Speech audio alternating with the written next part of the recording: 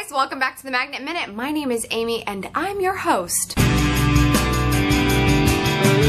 you ever wonder to yourself, how in the world am I supposed to keep up with all this information that's being passed through social media? I'm on everything and I see everything and I just can't keep track. Well, lucky for you, there's some pretty cool tools out there for you to be able to curate content without doing a bunch of work, helping you stay on the pulse of everything happening in your niche and only sharing the best of the best information to your followers. Let's start with a really popular one on Twitter, and that is Paper.ly. Paper.ly not only helps you keep track of things that are happening in the Twitter world, but it also helps you publish it very quickly and easily to your audience. Once you create a newspaper with the platform, you just let it know what searches to look for, what keywords, hashtags, Twitter accounts, and it will pull all that information together in a daily newsletter. I personally recommend this particular tool if you're going to have it self-delivered, because then you can see all the articles there in your inbox and schedule them accordingly with some of the social media scheduling tools that I have shared with you in the past. But the reason why I bring up scheduling that information is because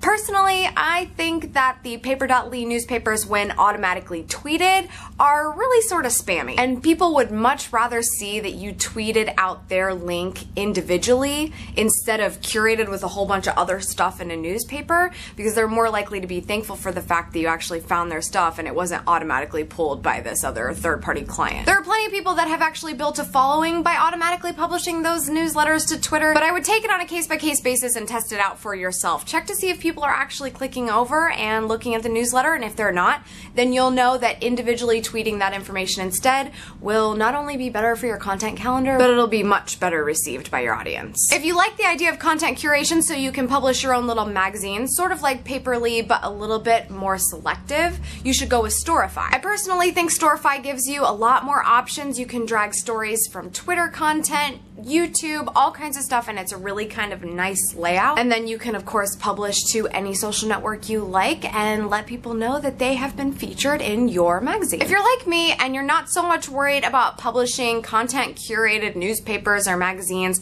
and you're just looking to really stay on the pulse of information in your industry, I definitely recommend using tools like these to source that information, but I also greatly recommend Google Alerts. There is nothing I love more than publishing something that's not already been passed around a million times on Twitter. And that's what happens when I get information from Google Alerts. Google lets me know instantaneously when information shows up in their search engine, and then I can schedule it out to my audience, and the likelihood that they've seen it at that moment like I did, not as high. So definitely test this out. Go to google.com/alerts and see what kind of phrases come back in your search. I guarantee you, you will not miss a thing if you get them delivered to your inbox every day. Those are my tips on content curation today. Thanks for tuning in. Please continue the conversation on Twitter at Schmitastic and at Magnet Media Inc. And don't forget to check out my last episode.